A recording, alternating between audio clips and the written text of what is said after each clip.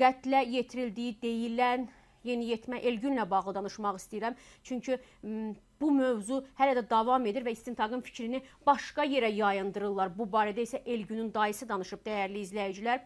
Demək, sosial şəbəkələrdə Elgünün ölümü ilə bağlı ağıllarına gələni yazırlar. Anası Fizzə yanıb tökülür. Biri deyir maşınla vurub atıblar, biri deyir intihardır. Bu yazılanlar anasına çox pis təsir edir. Biz hər kəsə səslənirik ki, istintaqın fikrini başqa yerə yayındırmasınlar. Bunu Musavat.com-a Elgün İbrahimovun dayısı Nofəl Zeynalov deyib. O bildirib ki, istintaqın nəticəsini gözləyirlər ailə olaraq. Elgünün düşməni yox idi, özü də dalaşqan deyildi. Sinif yoldaşları da daxil olmaqla hər kəs bacımın balasının başına and içirdi deyib.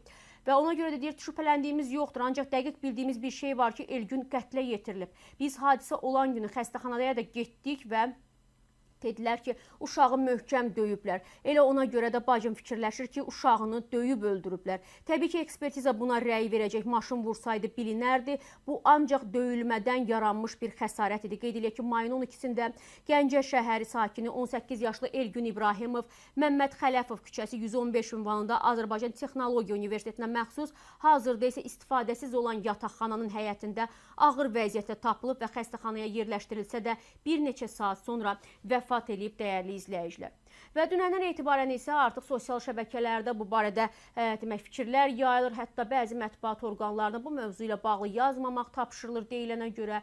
Gəncədəki bizim müxbirimizə isə ümumiyyətlə o həndəvərdəki heç kəs danışmır, danışmamaqla bağlı olaraq göstəriş verilib ki, nə məktəb danışsın, nə ailə danışsın, nə yaxınlar, nə xəstəxana, nə də heç kəs. Niyə danışmırıq, mən onu anlamıram axı.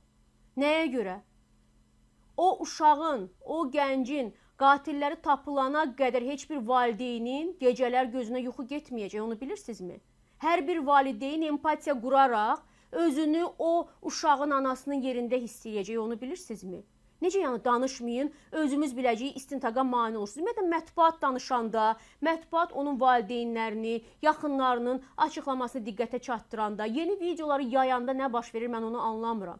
Bu, belə deyək də, dövlətlər arası münasibət deyil, müharibə deyil, ölkənin hərbi sirri deyil ki, deyəsiniz ki, mətbuat bu məsələdə mane olur. Bu, ölkəyə səs-küy salmış bir ölüm hadisəsidir. Hadisə baş verəndən 2 gün sonra trolları saldılar işə ki, yazın ki, bu intihardır. Adam deyir ki, bu bir nəfərin anası da deyir, o meyidi təhvil alan ailə deyir, yaralı vəziyyətdə xəstəxanaya aparan təcili yardım maşınındakılar da deyir ki, bu bir nəfərin işi deyil, bu uşağın bu vəziyyətə salınması. Bunu hamı deyir də. Bunu deməməklə, bu haqda danışmamaqla, bunu ört-bastır etməklə nə